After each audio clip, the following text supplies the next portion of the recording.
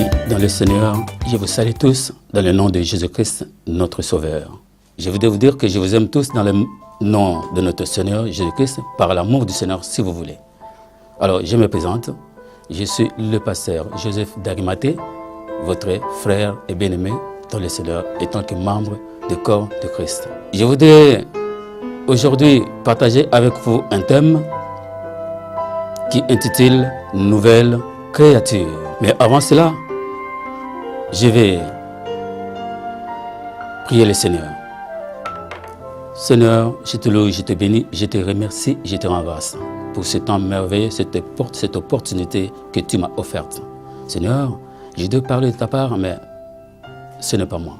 Car la Bible déclare, ce n'est pas vous qui parlerez, mais c'est l'Esprit de votre Père qui parlera en vous. Seigneur, utilise-moi afin que je communique ta parole à quiconque l'entendra. Au nom de Jésus-Christ. Amen.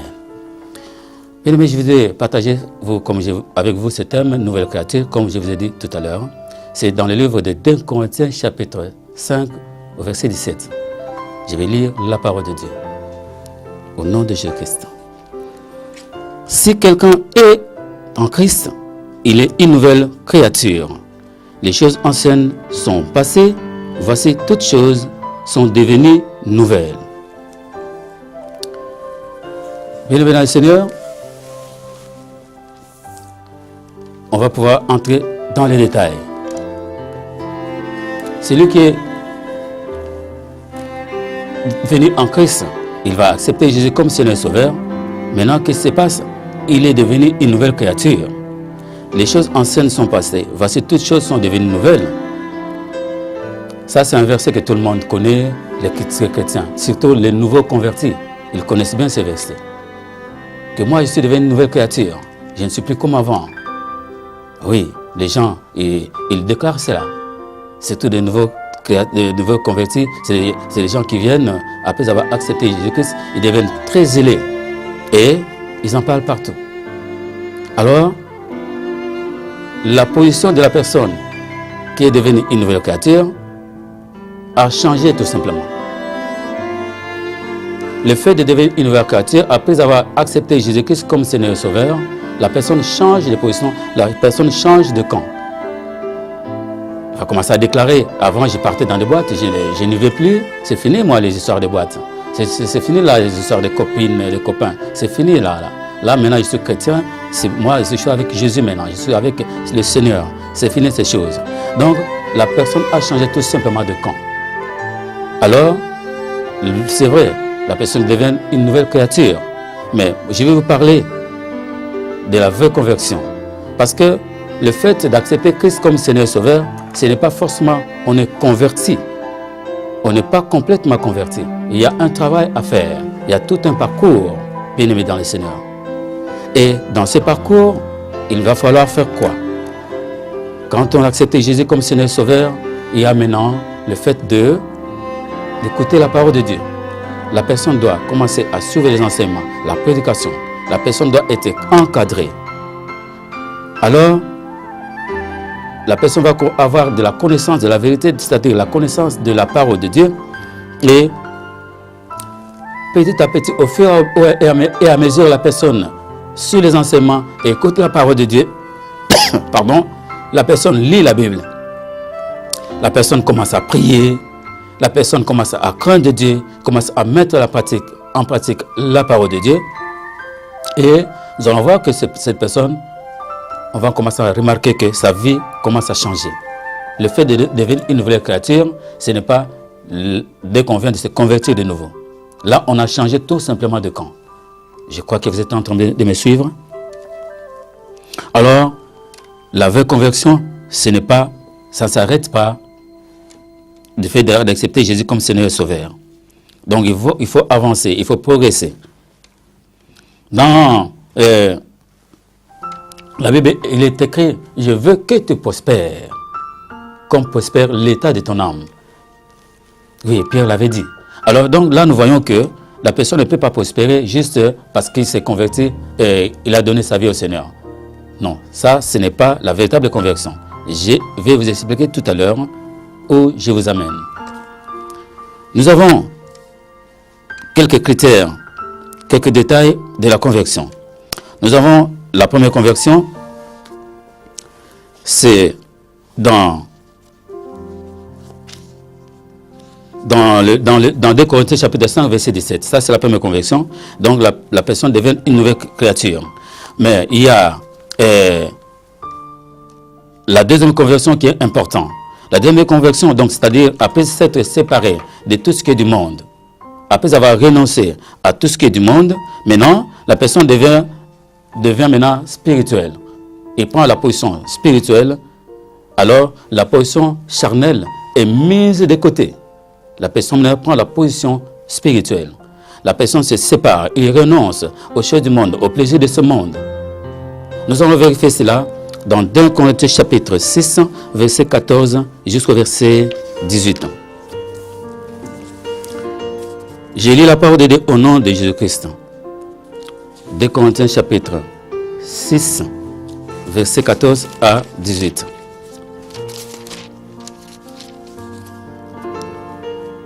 Ne vous mettez pas avec les infidèles sous un joug étranger. Car quel rapport y a-t-il entre la justice et l'iniquité? Ou qu'y a-t-il de commun entre la lumière et les ténèbres?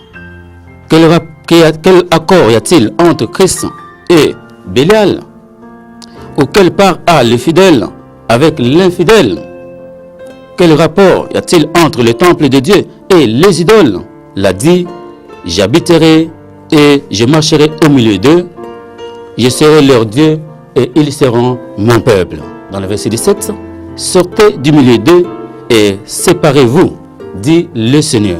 Ne touchez pas à ce qui est impur, et je vous accueillerai. Je serai pour vous un père, et vous serez pour moi des fils et des filles. Nous voyons ici clairement la Bible, ce qu'elle nous déclare. Nous avons la deuxième conversion ici. Nous sommes en train de parler de tout ce qui est, donc nous devons nous séparer de tout ce qui est du monde. Donc on s'attache à tout ce qui est spirituel. On met en pratique la parole de Dieu. Les chrétiens devaient zéler, comme j'avais dit tout à l'heure.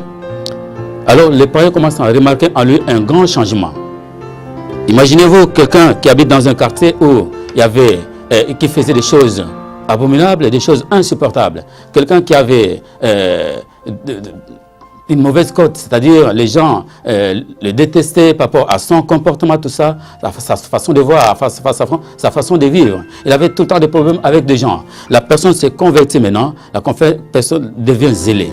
Et cette même personne commence à prêcher l'évangile aux autres, comme l'apôtre Paul le faisait à son époque.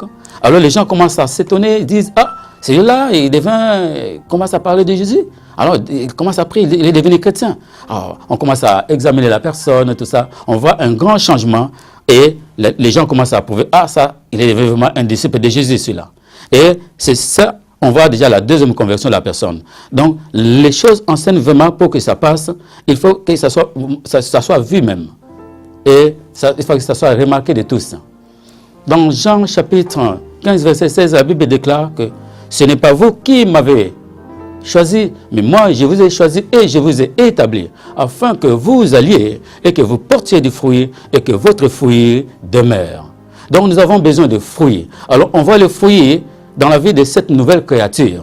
Alors toi qui m'entends, toi qui me suis, ce n'est pas le fait d'accepter Jésus-Christ. Et là tu te dis, tu es une nouvelle créature. Non, tu as changé tout simplement de position. Si tu ne fréquentais plus de boîtes, là maintenant, ce n'est pas le fait que tu es devenu une nouvelle créature. Tu as accepté Jésus tout simplement, tu as changé de camp. Maintenant, il y a tout un travail à faire. Il y a un parcours. Il faut que tu te fasses enseigner. Tu dois te séparer de tout ce qui est du monde. Alors voilà, pour devenir une nouvelle créature, il y a beaucoup de choses, des conditions à remplir. C'est toi qui dois faire cette démarche pour que tu puisses en arriver là. Oui, nous avons des prédicateurs, des pasteurs, nous avons des églises locales. Tu écoutes le message, la parole de Dieu, et puis tu lis la Bible, tu pries aussi, tu mènes une vie de sanctification, tu marches dans la crainte de Dieu, dans l'obéissance de la parole de Dieu. Tout cela te changera pour que tu deviennes une nouvelle créature, c'est-à-dire vraiment la vraie conversion, comme l'apôtre Paul l'avait été à son époque. Je vais vous parler de la troisième conversion. C'est lorsque nous irons au ciel, dans le royaume de Dieu. Dans son royaume, là nous serons tous revêtus d'un corps glorieux et nous serons tous transformés en un clin d'œil. Vous pouvez vérifier cela dans Philippiens chapitre 3, verset 20 jusqu'au verset 21.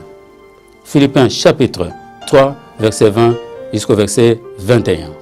Le premier caractéristique d'un chrétien né de nouveau, d'abord, les choses anciennes sont passées, toutes choses sont devenues nouvelles.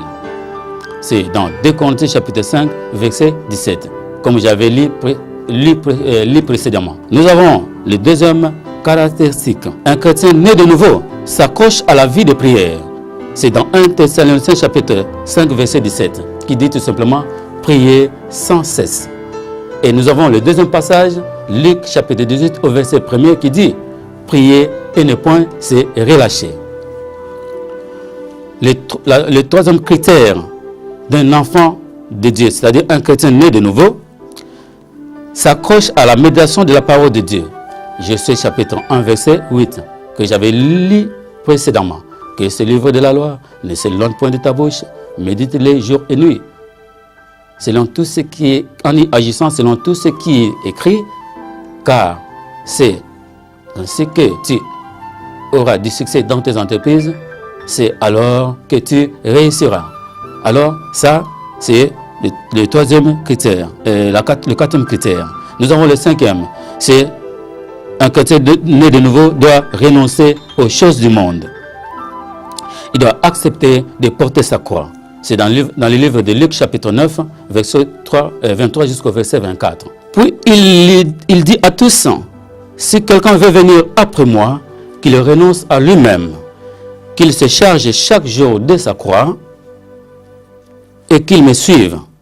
Car celui qui voudra sauver sa vie la perdra. Mais celui qui la perdra à cause de moi la sauvera. Alors donc, c'est le fait de renoncer aux choses du monde. Il y a aussi des chrétiens qui se disent nés de nouveau. Ils s'accrochent aux choses du monde. Donc, c'est-à-dire tout ce qui est mode. Rien ne peut leur passer sous les yeux. Moi, je dois acheter cela. Je dois m'habiller de cette façon-là. Je dois acheter cette voiture.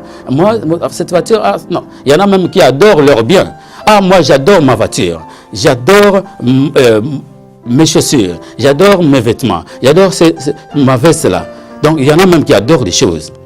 Alors donc, là, nous voyons que la Bible nous recommande de renoncer. Un chrétien né de nouveau doit renoncer aux choses du monde. Oui, pour suivre le Seigneur, il faut renoncer. Alors, un chrétien né de nouveau doit accepter de porter sa croix. Le fait de porter sa croix, oui, la croix c'est l'image de la souffrance. C'est l'obéissance complète de Dieu. C'est la dépendance complète de Dieu, c'est l'obéissance au Saint-Esprit. Oui, porter sa croix, c'est accepter le rejet et la solitude. Oui, ça c'est porter sa croix. Donc tu dois savoir aussi porter sa croix. Ça c'est le critère d'un chrétien, chrétien né de nouveau. Nous avons le suivant, l'autre critère, c'est un chrétien né de nouveau ne regarde pas aux choses visibles. Nous avons dans la parole de Dieu, dans Corinthiens chapitre 4, 2 Corinthiens chapitre 4, verset 17 jusqu'au verset 18. 2 Corinthiens chapitre 4, verset 17 jusqu'au verset 18. Car nos légères afflictions du moment présent produisent pour nous, au-delà de toute mesure, un poids éternel de gloire.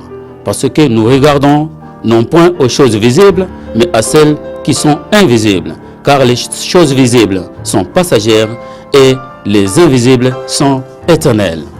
Voilà le critère d'un chrétien né de nouveau. Il ne regarde pas aux choses visibles. Lui, il pense qu'au royaume, qu'un jour sur terre, sa vie passera. Et je vous rappelle tout simplement que nous, les hommes sur terre, nous sommes des terriens. Nous sommes de la descendance d'Adam. Alors, Adam signifie terrien, tiré de la terre. Alors, nous sommes là, des voyageurs et des passagers sur terre. Nous savons qu'il y a une cité céleste qui nous attend. Bien-aimés dans le Seigneur, le critère d'un chrétien né de nouveau, c'est ça. Il faut savoir mettre cela à cœur et mettre cela en pratique. Il ne faut pas regarder aux choses visibles. Nous avons aussi l'autre critère. Un chrétien né de nouveau marche par la foi et non par la vue. C'est 2 Corinthiens chapitre 5 verset 7. 2 Corinthiens chapitre 5 verset 7. Je lis la parole de Dieu au nom de Jésus-Christ. Car nous marchons par la foi et non par la vue. Oui, marcher ça par la foi. Oui, un chrétien né de nouveau doit marcher par la foi. S'il y a une situation qui se présente, oui, lui, il voit les choses côté spiritualité d'abord. Que non, ces choses, la Bible m'enseigne ceci. La Bible me conseille cela. Alors maintenant, il ne voit pas les choses selon la chair, mais il voit les choses selon l'esprit. Donc, la foi est déjà là, la foi a pris place en lui. Parce que la Bible déclare dans Hébreux chapitre 11, verset 6, « Or, sans la foi, il est impossible de lui être agréable. » Donc, celui qui croit en Dieu doit savoir que Dieu, il est le rémunérateur de ceux qui le recherchent. Alors, dans le verset 1er de Hébreux chapitre 11, or la foi, c'est une ferme assurance des choses que l'on espère, une démonstration de celles qu'on ne voit pas. Alors maintenant, la foi doit être là. Donc, un chrétien né de nouveau marche par la foi et non par la vue. Ce qu'il voit pour lui, il le voit, il regarde, mais il a les yeux de la foi. Voilà pourquoi nous devons prier, nous les chrétiens, que le Seigneur Jésus-Christ illumine les yeux de nos cœurs au travers de sa parole pour parvenir à la connaissance de la vérité. Sinon, notre foi sera bousillée de temps en temps. Alors, un chrétien né de nouveau doit marcher par la foi et non par la vue. Les païens même, ils disent que ce n'est pas tout ce qui brille qui est de l'or. Voilà pourquoi nous ne pouvons pas regarder à tout ce qui brille. Nous marchons par la foi et non par la vue. Et nous vivons aussi par la foi. Et mon juste vivra par la foi. Mais s'il se retire, mon âme ne prend point plaisir en lui. Hébreux chapitre 10, verset 38. Je continue. Nous avons aussi l'autre critère d'un chrétien né de nouveau. Ne perd pas courage. C'est dans 2 Corinthiens chapitre 4, verset 16. 2 Corinthiens chapitre 4, verset 16. Je lis la parole de Dieu au nom de Jésus-Christ. C'est pourquoi nous ne perdons pas courage. Et lors même que notre homme extérieur se détruit, notre homme intérieur se renouvelle de jour en jour. Dans l'homme, il y a l'homme intérieur et l'homme extérieur. Ce que vous voyez, ce corps-là, physique, visible. Et dans la vie d'un chrétien, il possède l'homme intérieur. Et cet homme, l'homme intérieur, se renouvelle de jour en jour. Comment l'homme intérieur peut se renouveler de jour en jour? Alors, chez un chrétien né de nouveau, c'est en lisant la parole de Dieu, en méditant, en menant une vie de prière et en obéissant à la parole de Dieu, en la mettant en pratique. L'homme intérieur se renouvelle au jour le jour. Oui, pour que ta foi se renouvelle, pour que ta vie chrétienne se renouvelle, il faut prier sans cesse, méditer sans cesse la parole de Dieu. Et ça te donne de la sagesse, ça t'apprend la crainte de Dieu. Quand tu connais la parole de Dieu, tu vas savoir aussi crainte de Dieu. Donc, les critères là qui concernent un chrétien né de nouveau, oui, c'est bien ça. Tu ne perds pas courage. Nous avons d'autres critères. Ne perds pas la foi. Hébreux 10, verset 38, comme j'avais dit précédemment. Et mon juste vivra par la foi. Mais s'il se retire, mon âme ne prend plus plaisir en lui. Donc, il ne perd pas la foi. Quel que soit le combat, il est toujours là, il croit toujours. Quels que soient les problèmes qui lui arrivent, il y croit toujours. Il sait que ça va passer. Il garde toujours la foi. Il y a des problèmes qui peuvent arriver chez un chrétien né de nouveau. Il ne perd jamais la foi. Et les gens s'étonnent. Alors, toi, tu es toujours posé. Il dit, mais tu as des problèmes. Il dit, ça passera. Comme Job. Job, il était posé. Il avait confiance en son Dieu. Alors, un chrétien né de nouveau doit faire confiance en Dieu. Dans les combats, s'il y a des problèmes, il ne perd pas. Il ne perd pas. Il ne perd pas. Il ne perd pas. Il ne perd pas la foi. Alors, il y a un autre critère pour un chrétien né de nouveau. Il manifeste le fruit de l'esprit. C'est dans Galates chapitre 5, verset 22. Je lis la parole de Dieu au nom de Jésus-Christ. Mais le fruit de l'esprit, c'est l'amour. la joie, la paix, la patience, la bonté, la bénignité, la fidélité, la douceur et la tempérance. Ça, c'est le fruit de l'esprit. Oui, le fruit de l'esprit, la paix, la tempérance, c'est un fruit que j'aime bien, la maîtrise de soi. Oui, un chrétien né de nouveau. On te critique, on se moque de toi, les gens rient de toi, on dit faussement de toi, même des choses que toi tu ne connais pas. Oui, les gens se moquent de toi, ils te critiquent. Ils disent, oh, écoute, celui-là, qu'est-ce qu'il croit là, il se prend pour qui, tout ça. Ils te critiquent. Et c'est là, tu vas voir même des gens qui vont commencer à t'en parler. Voilà, tel t'avait critiqué, telle personne avait dit ceci, cela, en ce qui te concerne. Un chrétien né de nouveau est posé. Quand il a le fruit de l'esprit, il a aussi la maîtrise de soi. Il va mettre toutes ces choses. Oh, que le Seigneur le bénisse. Il a dit ça pour moi. Oh, que le Seigneur le bénisse. Je n'ai pas à le faire du mal. Je n'ai pas à le suivre, celui-là.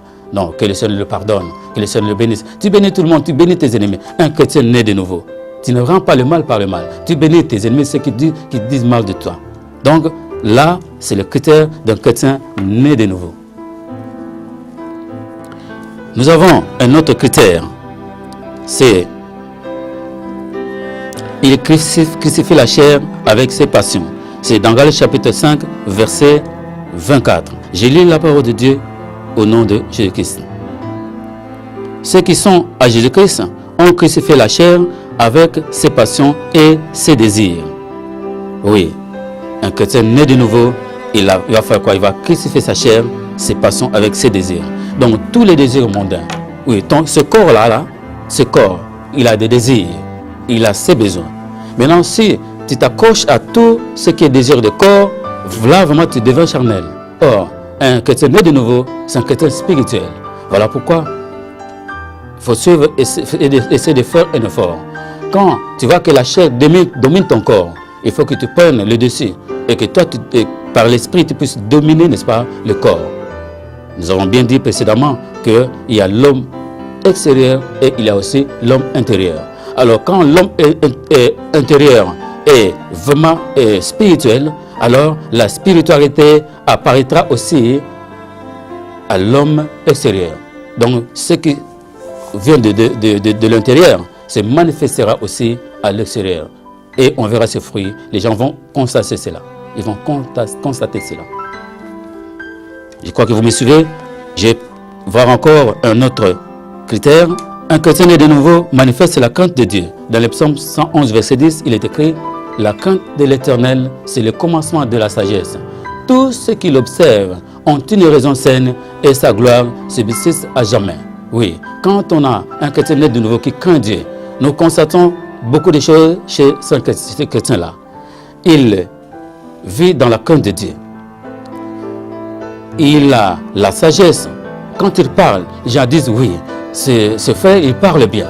Quand il s'exprime, les gens reçoivent des choses.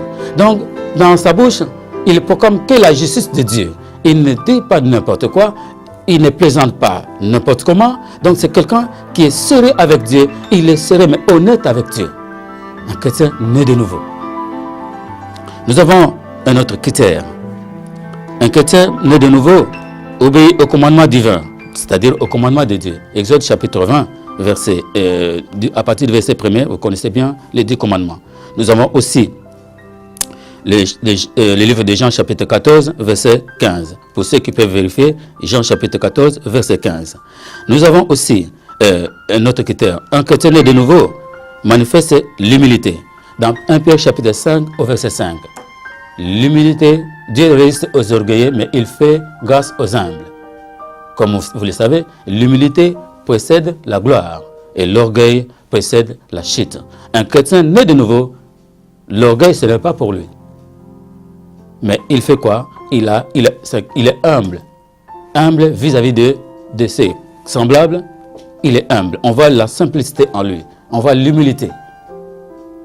L'apôtre Paul nous encourage en disant que nous devons nous considérer comme étant tous au-dessus des autres.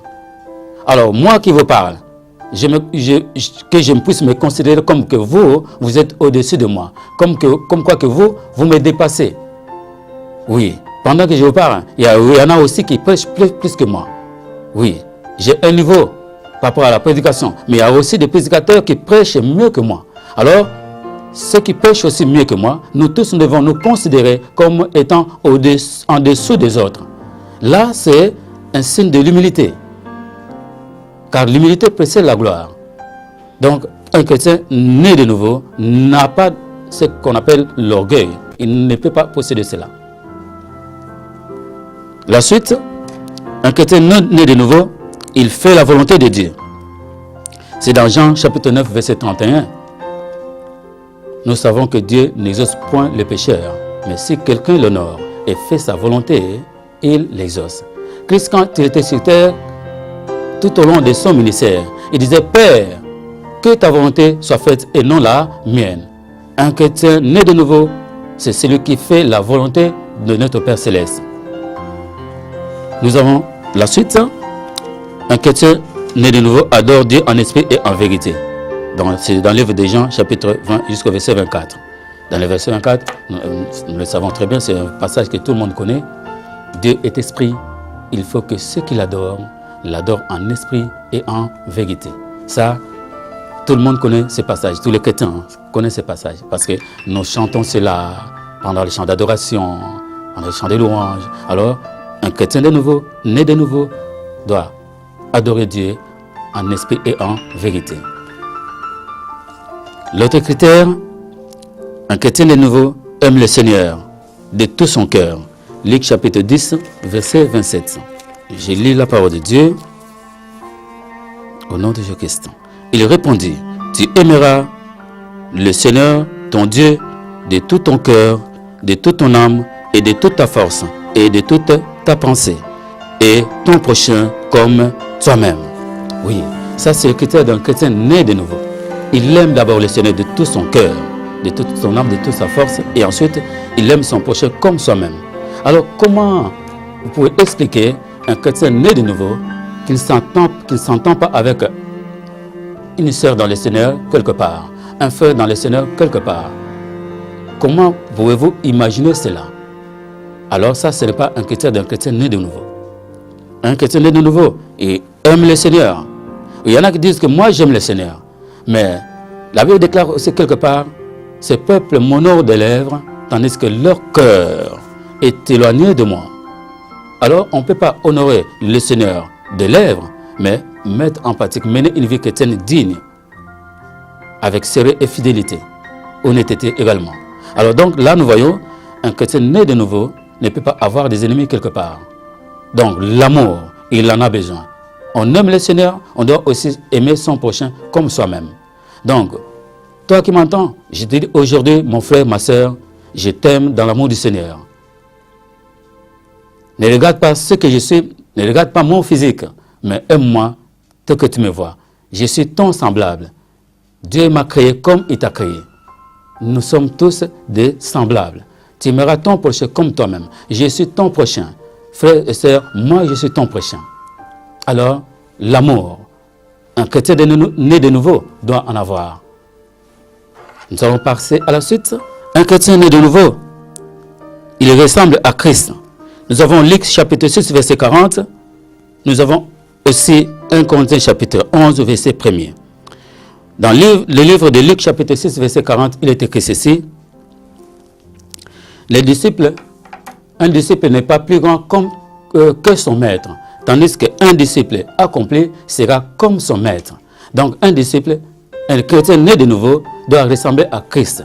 Il doit être un vrai disciple. Ressembler à Christ, c'est ressembler à Christ quoi. Il doit imiter Christ. Donc comment Christ fonctionnait tout au long de son ministère? On doit s'adapter à cela. C'est ça le critère d'un chrétien né de nouveau. Nous avons encore l'autre critère. Un chrétien né de nouveau possède l'esprit de Jésus. Ésaïe 61, verset 1er. L'esprit du Seigneur est sur moi. Vous pouvez vérifier dans les Écritures.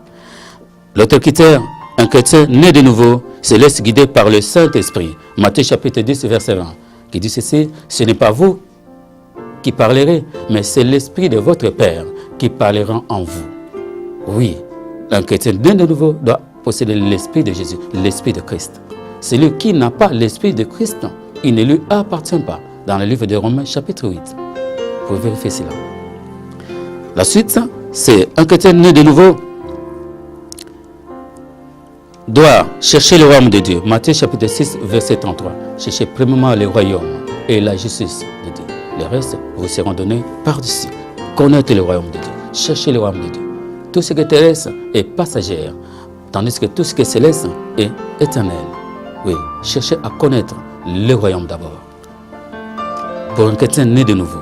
La suite, un chrétien né de nouveau possède le cœur et le caractère de Dieu. Ézéchiel chapitre 36, verset 26. Ézéchiel chapitre 36, verset 26. Pour vérifier cela. Oui, le caractère de Dieu. Oui, un chrétien né de nouveau, on voit que son caractère change. Son comportement change. Il ne réagit plus comme il était avant. Il n'est plus violent. Il n'est plus arrogant. Il parle bien.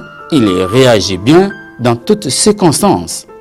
Et on voit en lui un autre caractère. C'est ce qu'on appelle le caractère de Dieu. Un cœur de Dieu. Alors, en obéissant à la parole de Dieu, si quelqu'un lui parle de quelque chose qui ne glorifie pas Dieu, il s'y oppose sans pouvoir attendre, sans perdre du temps, en disant « Mon frère, ma soeur, ce que tu fais, ce que tu dis n'est pas biblique. » Voilà pourquoi il va corriger la personne pour aider la personne. Parce que la Bible déclare clairement que nous devons nous exhorter les uns les autres. Ça aussi, ça fait partie de l'amour. Alors si quelqu'un ne marche pas bien, un frère ou une sœur qui ne marche pas bien, on laisse comme ça. Un chrétien né de nouveau n'a pas à mâcher ses mots. Et il va faire quoi? Il va ramener cette personne dans la vérité. Parce qu'il y a des chrétiens, mais ils sont perdus. Il y a des personnes, chrétiens aussi qui sont frappés d'aveuglement. Alors comment les aider? Un chrétien né de nouveau, sa position, c'est de pouvoir aider les autres. Spirituellement, écoute mon frère, ça, ce n'est pas bon. Nous avons l'autre critère, je vais bientôt finir. Un chrétien né de nouveau dénonce le mal. Il dénonce le mal. Éphésiens chapitre 5, verset 11. Je lis la parole de Dieu au nom de Jésus-Christ. Et ne prenez point part aux œuvres infructueuses des ténèbres, mais plutôt condamnez-les. Bien-aimés dans le Seigneur, nous voyons qu'un chrétien né de nouveau doit faire quoi? Il doit dénoncer le mal. Dans Éphésiens chapitre 5, verset 11, la Bible est claire. Bien-aimés dans le Seigneur, dénoncer le mal, c'est des choses que nous constatons chez un chrétien qui est né de nouveau.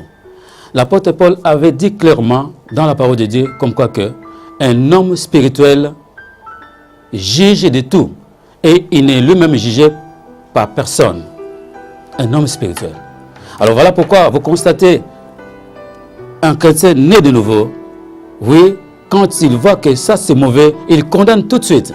Et les gens s'opposent à lui en disant, non, toi, tu es trop spirituel. Tu es trop spirituel, toi. Oh, ma soeur, toi, non, toi, tu exagères. C'est pas comme ça. Non, mais c'est un homme spirituel. Quand on est né de nouveau, on ne sera pas forcément compris des autres. On va commencer à voir qu'on est compliqué dans les choses de Dieu. Non, ce n'est pas ça. C'est tout simplement les critères d'un chrétien né de nouveau. Quand c'est quelque chose qui est mauvais, il condamne tout de suite. Voilà pourquoi l'apôtre Paul va dire qu'un homme spirituel juge de tout. Et il ne peut pas juger lui-même par personne. Il n'y a que Dieu qui le juge. Alors comment voulez-vous qu'un chrétien né de nouveau puisse supporter le mal et dire oui, ça va, bravo, vas-y, continue? Non, un chrétien né de nouveau ne le fera pas. Ne vous attendez pas à cela. Voilà, je vais faire comprendre. Si vous constatez cela, il ne faut pas condamner la personne en disant que non, toi, tu es trop spirituel. Non, non, non. C'est un chrétien né de nouveau, il a compris la vérité de la parole, alors il met sa vie chrétienne en pratique. Il obéit, il craint Dieu. Alors s'il condamne quelque chose, il ne faut pas le compliquer. C'est biblique. Nous avons enfin le fait de renoncer au mal. Renoncer au mal, c'est-à-dire c'est séparer tout ce qui est mondain. On avait vu ça dans le chapitre 9, verset 23 à 24. Il a en lui la pensée de souffrir pour Christ. Oui, C'est dans 1 Pierre chapitre 4, versets 1 à 2. Ainsi donc, Christ ayant souffert dans la chair, vous aussi, et armez-vous de la même pensée, car celui qui a souffert dans la chair en a fini avec le péché, afin de vivre non plus selon les convoitises des hommes, mais selon la volonté de Dieu pendant le temps qu'il reste à vivre dans la chair. Un chrétien né de nouveau pendant qu'il vit sur terre, oui, il a toujours en lui cette pensée de souffrir pour Christ, souffrir à cause de l'évangile. On va le critiquer, tout ça. Oui, lui, il prêche vraiment la vérité. Alors, mais oui, il prêche la vérité parce que tout ce qu'il voit, tout ce qu'il lit, il communique aux autres. Et il marche, il obéit à cette parole. Donc, il prêche la vérité. Un chrétien né de nouveau, oui, il a la pensée de souffrir pour Christ. Il accepte les critiques. Il accepte tout ce qui est rejet. Il accepte tout ce qui est moquerie. Mais il y en a d'autres qui ne supportent pas qu'on se moque d'eux, qu'on les critique. Mais comment voulez-vous mener une vie chrétienne sans qu'il y ait de combat? Il accepte le combat. Il accepte la souffrance. Mais tout ça, c'est pour la gloire de notre Seigneur Jésus-Christ qui le fait. Alors, je vous préviens qu'un chrétien né de nouveau, qui marche de cette manière, au contraire, imitez-les parce qu'il aura sa récompense et vous aussi, vous allez avoir votre récompense. Alors, je vais finir par la prière. Toi qui m'entends, toi qui m'écoutes, qui ne savais pas le fait d'être une nouvelle créature, que tu dois changer véritablement et que tes réactions anciennes ne peuvent plus rester en toi, qu'on voit vraiment que tous les éléments anciens sont partis de ta vie chrétienne et de ta vie passée et que maintenant tu deviens un chrétien vraiment né de nouveau. On voit une nouvelle vie en toi, mais dans le Seigneur. Toi qui ne le savais pas avant, toi qui étais dans l'ignorance, je vais prier avec toi. Seigneur Jésus-Christ, j'ai écouté ton message et ton message. Suis-moi bien et tu peux répéter cette prière avec moi. Je te demande pardon parce que j'étais dans l'ignorance par rapport au fait d'être une nouvelle créature. Moi, je me limitais à la première conversion tout simplement. Je ne savais pas qu'il y avait une deuxième conversion, celle de la nouvelle naissance. Je ne savais pas cela. Seigneur, au travers de ta parole, j'ai compris quelque chose, que je dois naître de la parole. Je dois avoir la connaissance de la vérité. En obéissant à la parole de Dieu, en ayant la connaissance de la vérité, cela veut dire la connaissance biblique, je vais grandir. Aide-moi à grandir dans la parole, pour que je puisse avoir plus de connaissances. Et au travers de cela, oui, je te demande aussi que tu puisses m'accorder cette vie de prière. Je te demande également que tu m'accordes la crainte de Dieu. Parce que je ne peux pas vivre dans le péché, tu ne tolères pas cela. Seigneur, aide-moi à mener cette vie comme tu le veux, selon ta volonté, au nom de Jésus-Christ. Amen.